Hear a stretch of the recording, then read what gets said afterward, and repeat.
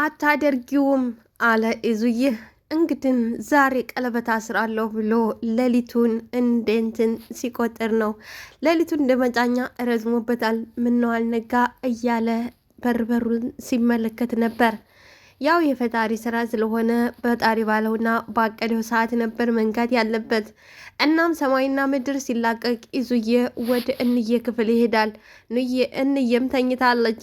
እኑ አታደርጊውም አላት። እንዴ ምን ነው ኢዙ አለችው። እንዴ እስካሁን ድረስ ትተኛለሽ? በወንድምሽ ቀለበት ስነ ስርዓት ትተኛለሽ አላት። እንዴ ኢዙ ገና እኮ ነው አለችው። እንዴት በወንድምሽ ቀለበት እንደዚህ እስካሁን ትተኛለሽ? እናት ሌሊት ተነስቼ ልጨፍር አለችው። መጨፈር ታለብሽ መጨፈር አለብሽ። የወንድምሽ እኮ የቀለበት ስነ ስርዓት ተው ኢዙ ተው እባክህ አትጫወትብኝ አለችው። በይቤ አሁን በፍጥነት ተነሽ አለ ኢዙ። ሰላም ጤና ይስጥልኝ ውድና የተከበራችሁ አድማጭ ተመልካቾቼ፣ ለቻናል አዲስ የሆናችሁ ላይክ፣ ሰብስክራይብ፣ ሼር በማድረግ ጀምሩት። ለምታደርጉልኝ አመሰግናለሁ። በይቤ አሁን ተነሽ። ለምንድነው አሁን የምነሳው? ገና ጠዋት አይደለም ወይ አለችው። አብረሽን እንድትቀመጪ። ሆይ አንተ ሰው ተዚህ ክፍል በሰላም ብትወጣ ይሻልሃል አለችው። እንግዲህ አንዱ ሊያገባ አንዱ ገገባ አለ ኢዙዬ በደስታ። አሁን እንግዲህ ከአንዴም ሁለቴም ሶስቴም ሲሞክር ያልተሳካለት ጆሲ አሁን ደግሞ አባሪ ወይንም ጓደኛ ፍለጋ ላይ ክንፍ ብሏል። በዛም ብሎ አልሳካ ያለው ሰው ከአንዴም ሁለቴ ቀጥሮ ቢያስጠልፋትም ቢያሳክታትም ውሃ ቢያስረጭባትም ድንጋይ ቢያስወረውርም አልሳካ ያለው ጆሲ ምናልባት ይጠቅመኛል በማለት አሁን ላይ ደግሞ ሌላ አጀንዳ ይዞ መጥቷል። እሱም በአሁኑ ሰዓት እንግዲህ እንደምናውቀው ጌዲ እንዬን አፍቅሯታል። በሌላ በኩል አቤላም የንዬ ፍቅር ነው። ኢዙ አሳልፎ የሰጠው ለአቤላ እንጂ ለጌዲ አልነበረም።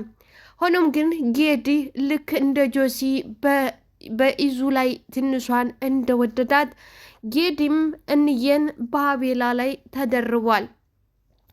እናም ይሄንን የሚያውቀውና ውስጡን የሚስጥሩን ነገር ጠንቅቆ የሚያውቀው ጆሲ በዚህ በኩል ብገባ እበጠብጣችኋለሁ በማለት ዛሬ ወደ ጌዲ ጋር ይሄዳል።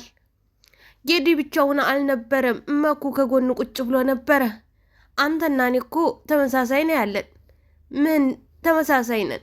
ምንድን ነው ተመሳሳይነታችሁ? ይላል ሚኮ። እሱና እኔ ሁለታችንም ሞኝ አፍቃሪ፣ ሁለታችንም ተነጥቀናል ሲለው ብድግ አለ። አንተ ችግር ከመፍጠርና ነገር ከመፍጠር ውጪ አንዳችም ነገር የለህ። በቃ ጥፋልኝ ከዚህ አለው። ችግር ነው ደግሞ የፈጠርኩት አለው ጆሲ። መጀመሪያም ስመጣ ለሰላም እንዳልመጣ ገብቶኝ፣ አሁን ችግር ሳይፈጠር ከዚህ ጥፋ አለው። ጌዲ ጓደኛህን አንድ በለው እንጂ አለ። ጌዲም ማኩ ትሰማኛለህ? ቆይ ተረጋጋ፣ አሁን ማኩ ተረጋጋ አለው። ማኩ በአንድም በሌላም ጎበዝና ጥንቁቅ ተማሪ ነው። ነፈጽሞ ነገር አይፈልግም። እያጠና ባለበት ነበረ ጌዲም የመጣው። ጌዲ ከመምጣቱ ጆሲም ተከትሎት መጣ።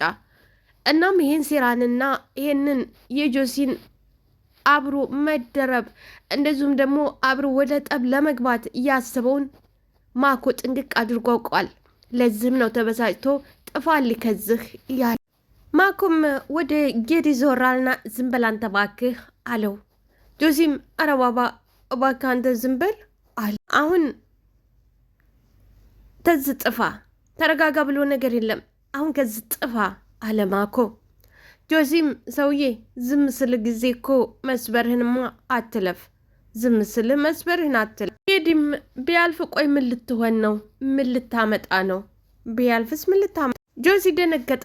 ረግ ላሽ መተጋገዝ፣ ላሽ መደራረባችሁ ነው አለ።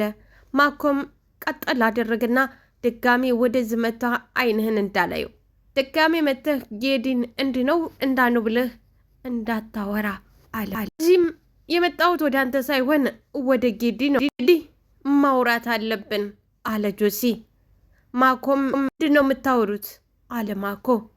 ጆሲም ግራ ተገባ። እንዴ ራሱ ማውራት አይችልም እንዴ አለ ጆሲ። ማኩም ቆይ እኔ እያወራሁልህ አይደለም እንዴ? እየሰማሁ ነው። እስቲ አውራ አለ። ጆሲም ይኸውልህ እንዴ እሱን ላውራው አለ። ጌዲም እሺ ተናገር፣ ምን ነበር? ምንድን ነው? ይኸውልህ ስለ አንተ በጣም ታስብ ነበር አለ ጆሲ።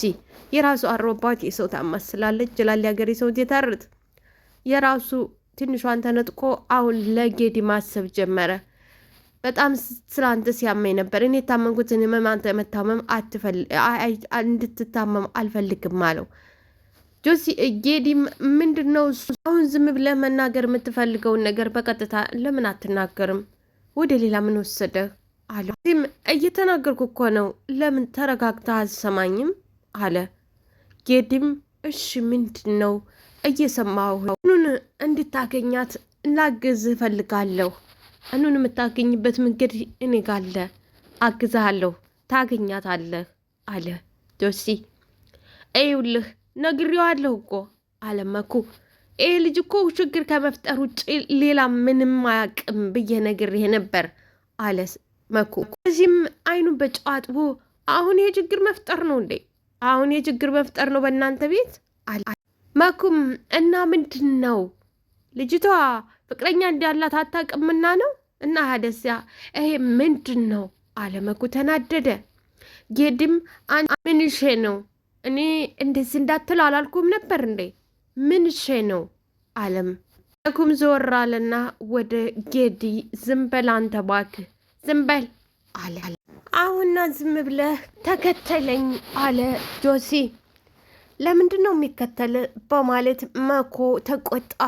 ባክህ አሁን እንኳን ትንሽ ተረዳኝ አለ ጌዲ። መኩ ተቆጥቶ ትቷቸው ሲሄድ ጆሲ ና ዝም ብለህ ተከተለኝ ብሎ ጌዲን አስከትሎት ይሄዳል። ወዴት ነው ሲለው ና ዝም ብለህ ብቻ አንተ ተከተለኝ። እንግዲህ ጆሲ እያንዳንዱን ነገር ለጌዲ አቁሞ እያወራው ባለበት ሰዓት እኔ ባጠገባቸው ስታልፍ ጌዲ በሮ ጉፍ ሊልባት ነበረ። ብረዚል ጆሲ እንቅ አደረገው። ምንድን ነው አለ። አንተ ያመሃል እንዴ? እንደዚህ ጌዲ እንደዚህ በዝንገት ትሄድባታለህ አለው። ጌዲ እየተፋቀኩ ልሄድ እንዴ? እየተፋቀኩ ልሄድ አለ። ግን እንደዛ አላልኩም። መጀመሪያ ቀስ ብለን ትንሽ እንሄዳለን፣ ከዛ በኋላ እየተባባልነውን እናደርጋለን። በቃ በእናትህ ቶሎ እንሄድ፣ እየራቀች እኮ ነው አለ ጌዲ። ሲም አንተ ያመሃል እንዴ? ተረጋጋ። ጌዲም ቆይ ታልጠይቅህ በምላሹ ምን ታደርግልኛለህ ነበር ያልከኝ? በምላሹ ምንድን ነበር ታደርግልኛለህ ያልከኝ አለ ጆሲ። በኋላ እናወራለን አለ ጆሲ። ጌዲም ምንድን ነው በኋላ የምናወራው? አሁን ንገረኝ፣ ቁርጥ የለወቅ የማልችለው ነገር እንደሆነ አይሆንም፣ አሁን ንገረኝ ሲለው ጆሲም አሁን አወራ ነው በኋላ አወራ ነው ምንም መውጥ የለው በኋላ ነው በማለት መልስ ይሰጠዋል። እሱን እኔ ራሴ ነኝ የማውቀው፣ አሁን ዝም ብለህ ተናገር አለ ጌዲ። ምን ነው ተርበተበት? ፈራሽ እንዴ? ፈራሽ? አይዞህ ጠንከር ያለ ነገር እንድታደርግ አላርግህም አለ ጆሲ። ባክህ አሁን ትናገር፣ እንደው ተናገር በማለት ጌድም በቁጣ ጆሲ ላይ ጮኸበት። አሁን እየራቀችልህ ነው፣ ትሄዳለህ አትሄድም አለ ጆሲ። በቃ እንሂድ እንድረስባት አለ ጌዲ። ጆሲም ይኸውልህና ከበድ ያለ ድራማ ነው የምትሰራው አይደለ? ከበድ ያለ ድራማ አለ ጆሲ። ጌዲም ቆይ የምን ድራማ ነው? የምን ድራማ? እዚህም እንግዲህ እንዴ ምንድን ነው እንደዚህ የሚያነጫንጭህ? እስቲ ዝም ብለህ አንዴ ስማኝ አለው። በነገራችን ላይ ጆሲ እንደዚህ አዋቂና እንደዚህ ብልሃተኛ ከሆነ ትንሿን ለምን በእጇ አላስገባትም? እስቲ ዝም ብለህ አዳምጠኝ አለ ጌዲ። ይኸውልህ አሁን የምትሄደው አቤል ጋ ነው። ጌዲም ቆይ ይሄንን አንተ እንዴት አወክ አለው። የትንሿና የኢዛና ቀለበት ነው አለ ጆሲ። የምርህን ነው? አው ማለት አይደለም፣ በቃ ተዋቸው። ጌዲም አንተ በጣም ትቀልድልህ እንዴ? በጣም እኮ ነው ቀልድ መሰለህ? አዎ በጣም ነው የምቀልደው አለ ጌዲ። እኔ እኑ ቀለበት ብታስር ዝም ብዬ መለከታት መሰለህ እንዴ? እኑ ቀለበት ብታስር ዝም ብዬ መለከታት መሰለህ አለ ጆሲዬ። ምንም አታስብ፣ የዛሬው በጣም ተራ ቀለበት ነው አለ ጆሲ። የጆሲ ያላወቀው ነገር በአሁኑ ሰዓት ትንሿ ከኢዙ እርጉዝ ነች። ግን ሐረግዬ በቡቻ ፍቅር ጦዝ ካለች በኋላ ለተወሰነ ጊዜ ወደ ሀገር ቤት ሄዳ ነበረ። ዛሬ ተመልሳ ስመጣ የልዑሌንና የመቅድም ፍቅር ስታይ በጣም ተገርማ ማመን እኮ አልቻልኩም፣ እንዴት ነው እማምነው ትላለች። እንግዲህ እንደዛ አራስ ነብር የሆናችሁ እንደዛ ትትሯሯጡ ጥላት የሆናችሁ ዛሬ ፍቅር ሆናችሁ በማየቴ እኔ ማምኖ መቀበል ነው በጣም ያቃተኝ በማለት እንግዲህ እየቀልዳችሁብኝ እየመሰለኝ ነው እንጂ እውነት ፍቅረኛሞች አመስሉኝም ትላለች። ሀሩዬ እንግዲህ ልቧ የተሰበረው ሀረግዬ ለሀሩዬ ግን ደህና ነሽ አለቻት። መቅዲ ደህና ነኝ ምን እሆናለሁ ብለሽ ልዑሌም ሀሩ ደህና ነሽ አላት። አዎ በጣም ደህና ነኝ፣ ምን አባቱ መከዳበን አልተጀመረ። እሱስ ልክ ነሽ፣ ግን ደግሞ ህመሙ ትንሽ ይከብዳል አለ ልዑል። ሀይ ልዑሌ ትንሽ አልከው አለች ሀረግ። መቅደስም ግን ምን ነበር የተሰማሽ? ስሜቱ ምን ይመስላል? አለ እንጃ እንዲህ ብዬ ልንገርሽ፣ የሆነ ልብ ላይ እንቅ አድርጎ የሚይዝ ህመሙ እንደዛ ነው። ብቻ እንደውም በጊዜው አበቃ። ብቻ እግዚአብሔር በሰዓቱ አላቀቀሽ፣ ከሱ ተላቀቅሽ ትላለች መቅድዬ። አዎ እግዚአብሔር ስለሚወደኝ ነው፣ ፈጣሪ የሚወደው ነው የሚፈትነው ከሱ ትላለች ሀረግዬም። ከሱ ጋር ብዙ ሄደሽ ቢሆን በጣም ነበር የምትጎጂው፣ ግን እግዚአብሔር በቅርቡ አሰሱ ገላግሎሻል በማለት እንግዲህ ደስ የባይላትም ሀረግዬ እንዳለችው ከቡቻ ፍቅር ይዟት ብዙ ተጉዛ ቢሆን በጣም ትጎዳና ትሰበር ነበረ። እንግዲህ ዛሬ ከዚህ በፊት ቀለበት ሊያደርግላት ለትንሿዬ አዘጋጅቶና አበባውን ሁሉን ነገር ከጨረሱ በኋላ ሰርፕራይዝ ለማድረግ ሲጠብቋት ጆሲ እንቅ አድርጎ ወስዶ ያን ያህል መከራና ጭንቀት አድርሶባት ቀለበቱም ታይሳካ ቀርቶ ነበረ።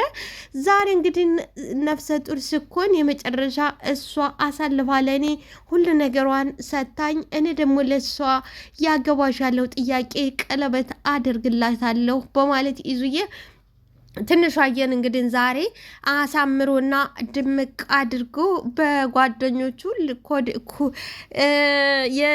የቀለበት ቦታው ማለት ነው ኮሮን እንግዲህ እሷ ከቤት እንድትወጣ ካደረጉ በኋላ እነ ልዑል እንደዚሁም እና አቤላ ነንዬ በመሆን ሁሉም ሆነው ዱከሩን አሳምረውና አስበው ሰርተው ከዛ በኋላ ይደወልላታል። እሷ ታረግዬ ጋር ወክ እንድታደርግ ተደርጋ ነበረ። ከዛ በኋላ ተደውልላት ሲመጣ አይኗን ተይዛ ትገባ። ታገብኛለሽ ወይ የሚለው ጥያቄ ነበር የቀረበላት። አው አገባለሁ አለችው። ላይክ ሰብስክራይብ ሸር አድርጎ አመሰግናለሁ።